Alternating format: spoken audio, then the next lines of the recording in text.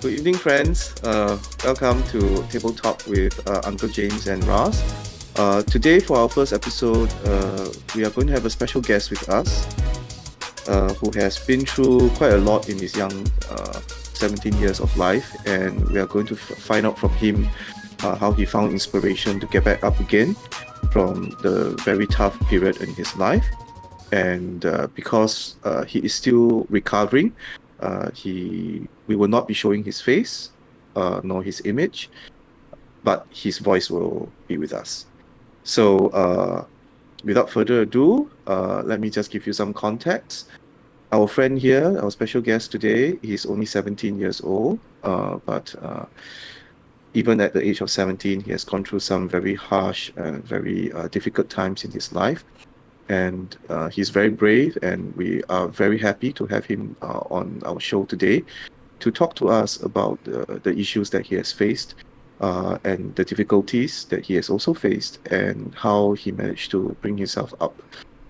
Because he doesn't want to show his face, we will also be referring to him as Matt for today's show. So without further ado, we are going to introduce our guest for today. Matt, how are you? Welcome to the show. Yeah, thank you for having me here. I'm doing well. How about you too? I'm doing good. Yeah. Yeah. So maybe you can start off, Matt, by telling us a bit more about yourself without revealing too much of yourself. Like probably, are you still schooling? How old are you? And Yeah, what happened in your life? all right. So I'm currently a 17-year-old studying in college. I will not disclose which college for anonymity's sake. And yeah, so I am also recovering from post-surgery, which was done in December due to a punctured left lung. I am also a Christian, so you'll hear a lot of things that I say are more Christian-like, and yeah, essentially, yeah, that's it. Yeah. Okay, so for context, can you just tell us what actually happened to you? So in the past year, I actually had it pretty rough. Um, like I say, as I'm a Christian. I actually left Christianity behind in March of 2022. Um, I completely stopped going to church, and yeah, I was like in a sort of depression, which I'm still recovering from right now. Um, I I just shut myself off from the world after I received my O levels. I was in a terrible state, I would say, Okay, so because of all the burnout. what happened that made you become this way? I would say the Singapore education system is one of it, like the constant studying, especially like for O levels back then. It's a real stress on the body, especially if you pull all-nighters just to see like, oh, I can do it, like just study a bit more. And I would say when you receive your level results and it's not as good, and I feel like I relate to many people, even though I did go to a good college. I I would say my results are not as expected, and that like it like your marks don't define you. That's something that I should put across first. Mm-hmm. But it really affects your mentality. I'll say like, oh, you're not good enough, or oh, you're doing horribly. But instead, like you should see it in another layer, like that. Like your studies isn't everything. It's what you do with your life, what you become in the end. Yeah.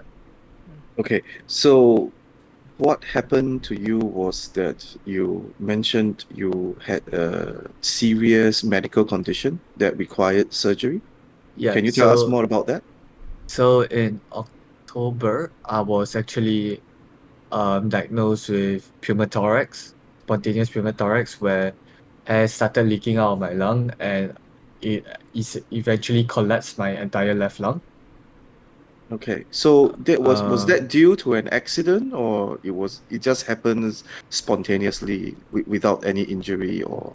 Yeah, unfortunately, this thing does happen spontaneously. Okay. It can happen to anyone, and it's not as common as a heart attack. Usually, the lung will repair itself, but Mm, unfortunately, in my case, it did not. Yeah. okay. So how did you find out that you had this condition?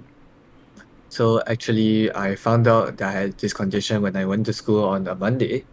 I could not feel my entire left arm, and I told my teacher that I couldn't feel my left arm, like something's not right. I felt that I couldn't move it at all. It was totally numb. And after that, I was sent to A&E, and they did an X-ray and said, okay, you have this. So actually, it got better within my 7 weeks of medical leave. It got better. 7 weeks. Yes, You prior did to the not go to surgery. prior I to did the not, surgery. prior to the surgery, 7 weeks I did not go to school. You were on medical leave for 7 weeks. 7 weeks because I Insane. was in and out of the hospital doing X-rays. At this point, I think I might have cancer due to the number of X-rays I've taken. But Okay. but But yeah, But yeah, 7 weeks. That means all the entire term I was gone, yeah, and and I also had COVID.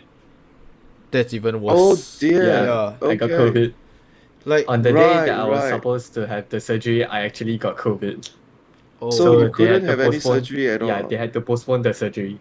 Oh, goodness. Yeah, Okay.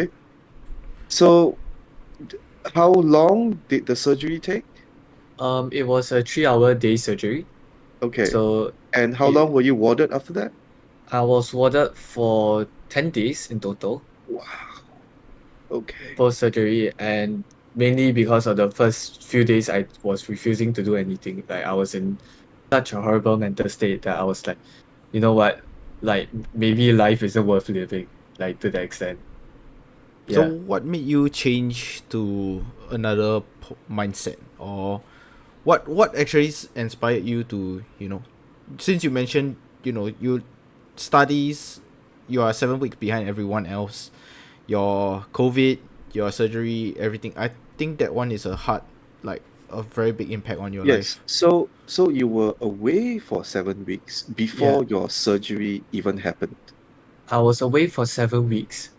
I had to push myself actually. So after the 7 weeks of medical leave, I went back to school for one day and I took the exam the next day.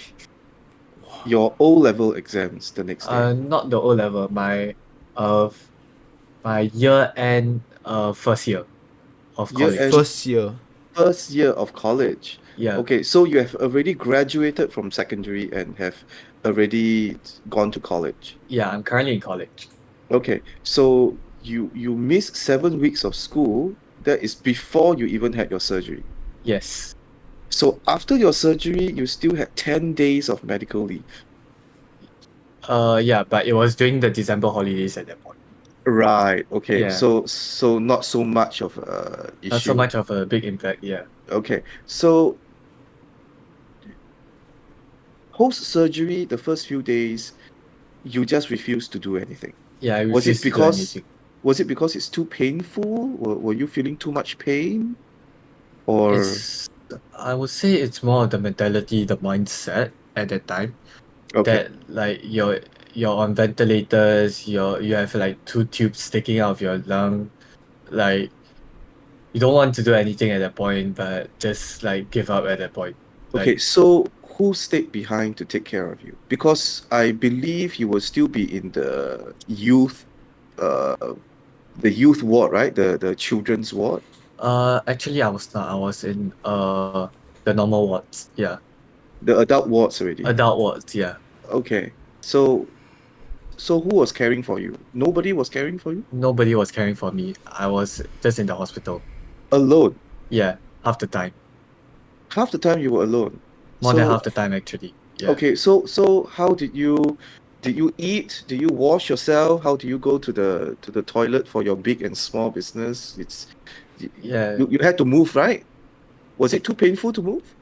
Actually, it was not really that painful to move, but I would say like I said, the mentality was not there. Like you don't want to. I wasn't eating well. I was like just like in such a horrible mental state after the surgery, because after your surgery and it was near the armpit area, so like no matter where you move, you like feel a strong tension against it, and like at that point you'll be thinking like, oh, what's worth and what's worth Okay. not, and it's that time of silence and like being with yourself that you get to reflect on what you have done, and it makes you think like, man, I did like literally nothing with my life so far.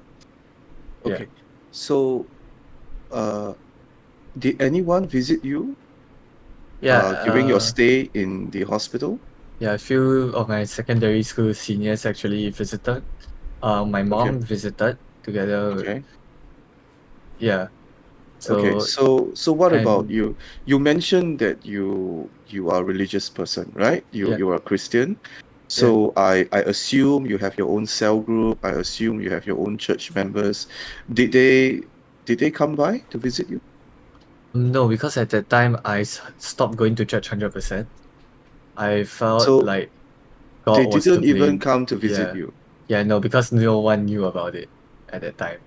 Right. Okay. Yeah. Not because they didn't want to come, it's because they just didn't Nobody know knew that about it. you. Yeah. Okay. Okay. So only your family members came and your close friends came Yeah. to visit you. Yeah. So that itself wasn't enough to give you some comfort and confidence and lift your spirits. Yeah, I would say like I actually was highly against my friends coming, because like at that such low mental state, you wouldn't want like anyone to see you in that state. Like Okay, you because you have want, tubes all over and then you were yeah, just looking so horrible, right? yeah, you look Okay. horrible, you don't want anyone to see you. You just Okay. want to be with yourself, wallow in your own sorrow, and yeah. Okay. So what made you change that mindset? I would say number one is there are three things actually, I would say. Mm-hmm. Is the first thing was the smallest thing, which was Argentina winning the World Cup, because nobody expected, they were favorites, but nobody expected them to win it. Especially So were after you they lost. supporting Argentina? Yeah, Oh, definitely. you supported Argentina all this Yeah, while. yeah. Okay. So during my 7 weeks, I was actually watching the World Cup instead of Right. studying. Yeah, Okay. because I did Okay. not expect myself to take the exams. Um, You did not. Okay. yeah. Okay. So the first 5 6 weeks of my medical leave was I was in and out of the hospital. I went and on the last week I got COVID. So in the end, I had my surgeries postponed to December, and I went back to school after I recovered from COVID. Went to school for 1 day and had took the exam the following day. Wow. Yeah, Okay. So With no what studies. exam was that? with What no was studies at all. okay, so what kind of exam was it? Was it a written exam or a physical technical exam? Written exam. It's a written exam. Yeah, So I assume you didn't do very well. yeah, no. Okay. Okay. So you didn't have a choice as to whether to take the exam or not? It was I just pushed actually to had you? the choice, Okay. but I But you did it refused. anyway. I did it anyway because like I'm still young and I was thinking like, oh, because if I don't take the paper this year, I actually have to retake the entire year. Right. Okay. So Yeah, you didn't want to so retake the entire yeah, year. just because of like a few papers like I Yeah. didn't take. Okay. So in the Okay. end, I was like, okay, you know what? Screw it. I still have time. I still have time in my time, and I just went in and just whack the paper. Basically, yeah. Whack, Mm. whack, whack, whack, Yeah, throw. And say, I'm done with the paper. yeah. I'm done with the paper. Okay. Go for surgery. Okay. So, oh, you had the examination, then you went for surgery. Yeah. Yeah. Okay. Okay. So let me just clarify this. So before the surgery, you were still along the fence where your mental state was. You were just like, I got this situation. It will get better, maybe it won't get better, maybe, you weren't you haven't lost it yet, right? I would say I actually lost quite a bit of it Okay, as the year went, cause okay, like I absolutely hate studying and okay, I'm in college right now. okay. College is like not like it's different from secondary school where Right. like within 1-2 months you'll get burnt out really easily. Okay. And So yeah, it I was would after say the surgery itself when you were in post-surgery and uh, the road to recovery, that you really just yeah, I lost your just mind. like You lost just, it. I would okay, you say I just lost lost it your mind. over the 7 weeks or so because of my medical leave. I was not leaving Okay, my house. I was okay, stuck at home and like okay. my parents didn't allow me to go out because medical leave you should be resting at home. Mm. So within that 7 weeks, I was not talking to anyone IR in real life. I was like just cooped up in my home. Like it's like circuit breaker all over again. I can Uh, imagine how bad it would Yeah, be. yeah. you don't communicate with your friends outside of meeting them in face to face? Nope. Like, I I mean, rather not. you should have Yeah, WhatsApp or you yeah. Over have, text, yes, I did, but okay. at the time, like, I think it's a moral uh, thing. yeah, it's a moral thing. Yeah, he is at a point whereby he hit his like so-called Lowest. low rock bottom. Yeah, Yeah, Okay, so even your friends also didn't come to your house to visit you. yeah. No, no one came to visit. I was like all alone at the time. I would say the Okay, did they only want thing to and you rejected or they just didn't come? they just didn't come. I Okay. see, I see. Yeah, So Well, that must be tough. yeah, yeah. that's tough. So you mentioned besides there were three things, right? One is Argentina's win. Then what were the other two things that you know made you change your life for the better from that such a low point? I would say the second thing was the Tate brothers, Okay. which was one of the biggest things. So when you're on the hospital bed, you can't do anything. Like, okay, to be honest, I am also a teenager. I use the internet a lot, and I started watching YouTube shorts. And within those YouTube shorts, I kept seeing like these this bald guy. I was like, okay, you know what? It's most likely a trend. It's a fade. And like the more I saw it, I was like, okay, you know what? Maybe it's something relatable, something that can actually like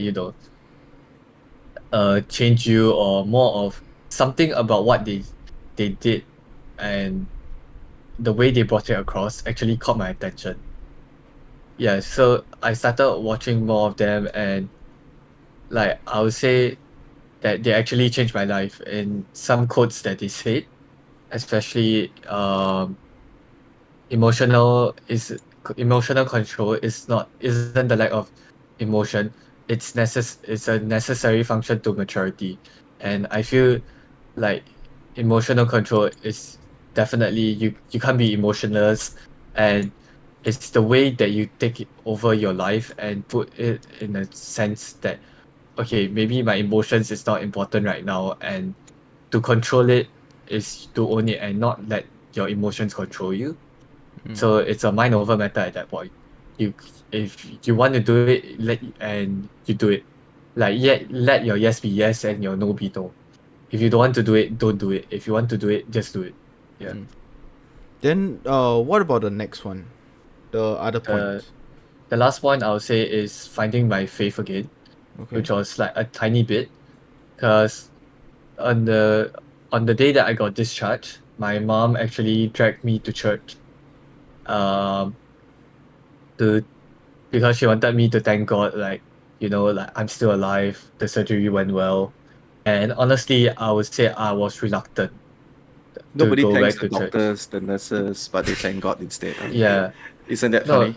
Okay. Okay, that yeah, one is so another point. That one is another yeah, point. that actually Okay. we actually I on the day that I got discharged, I actually bought them some things. Yeah, to So a thank bit of them. appreciation. Yep. Yeah.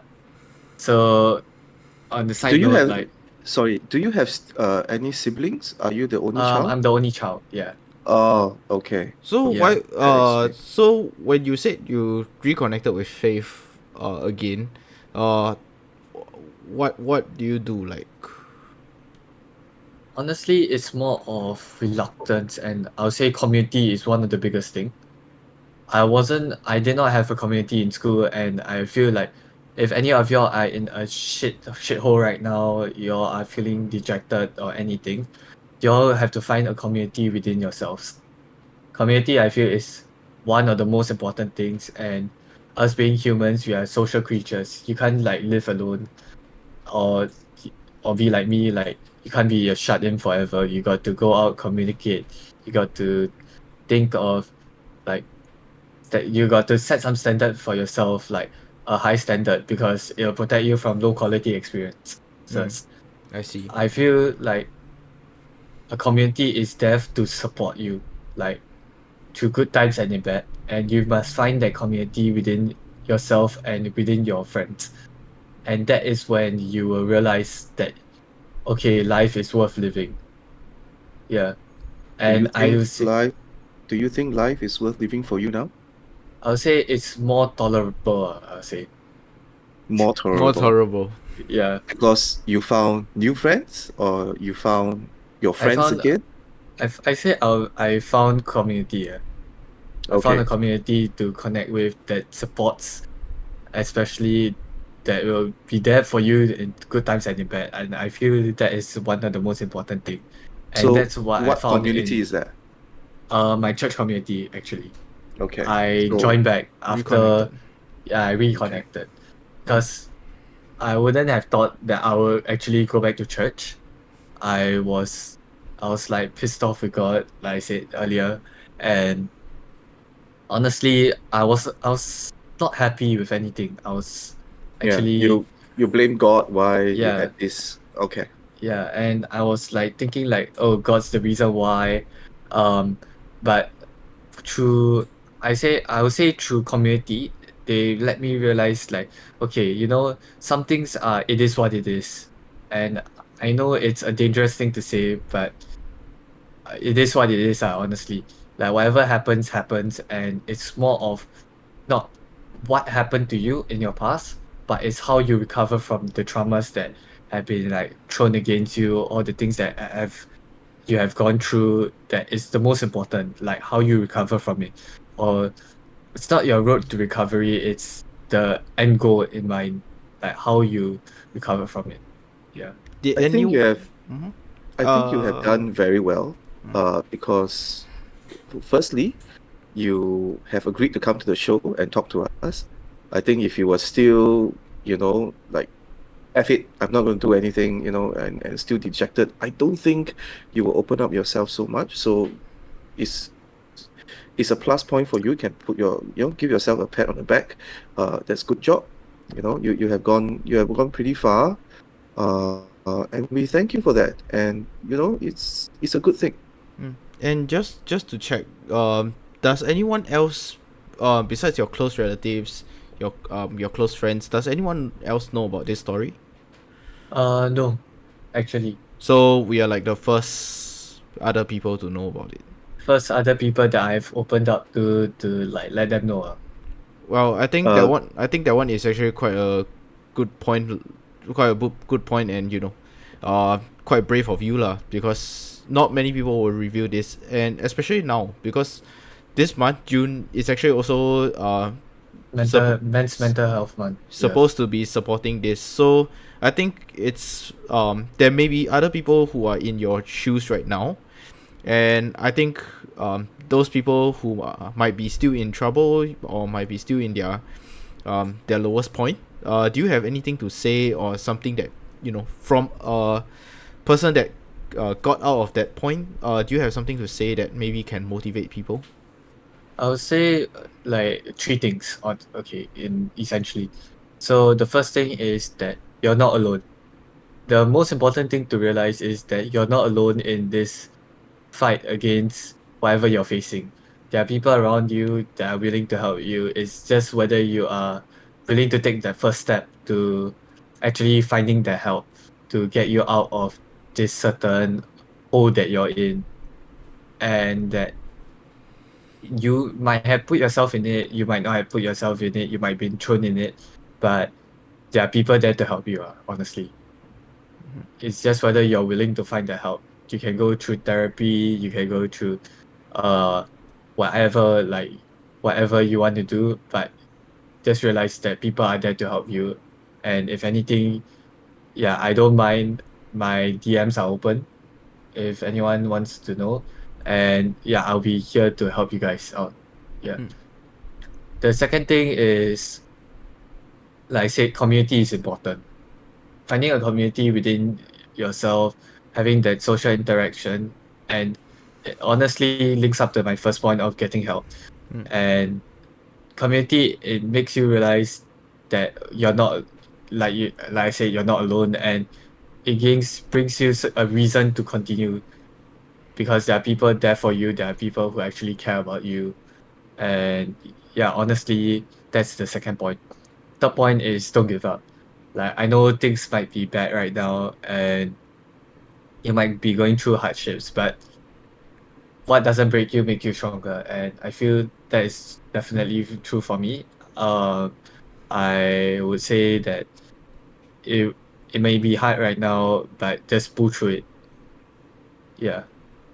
I think that's a very brave thing, and I think for those who are watching this podcast who may or may not face anything right now or in the future, there are people around you, there are supports around, and whether although it's men's mental health month, we also want to extend it to our female partners and everything, uh you know to everyone. If you are ever feeling down, you need someone to talk to, there is phone numbers available, there is there's always an option. We at Tabletop Podcast, we also want to engage our audience. So if you want to just talk to us directly as well, share with us your stories, okay? More interesting stories. Maybe, you won a lottery or something. Feel free to just drop us a chat in the Discord, okay? We will have a ticket system whereby you can drop in a general inquiry, or if not, you can also just subscribe to us and you will also receive the access to the subscribers channel, whereby you can chat with other subscribers and discuss, like share some future suggestions for other topics or for the next tabletop episode. The best thing of all is you don't even need to leave your own house. Like our guest today, you can just be at your own comfort of your own home, and then you can video call with us, and then we will conduct the interview remotely. So you got nothing to lose. So I think with that, actually, that is quite a deep topic. I think we can call it an end. So of course, if you guys enjoyed the story that Matt has shown today, feel free to give a thumbs up, support this video, and also feel free to subscribe to us as well. And if you want to check out our YouTube channels, both me, Uncle James, okay, you can feel free to check in the description below or over here in the box over here, just between the two of us, okay. And of course, if you have any other questions, you can feel free to leave a comment below right here, and then after that we will check them out and respond to you accordingly. So with that, I think that concludes the first episode of the Tabletop Podcast. We'll see you next time. Bye bye.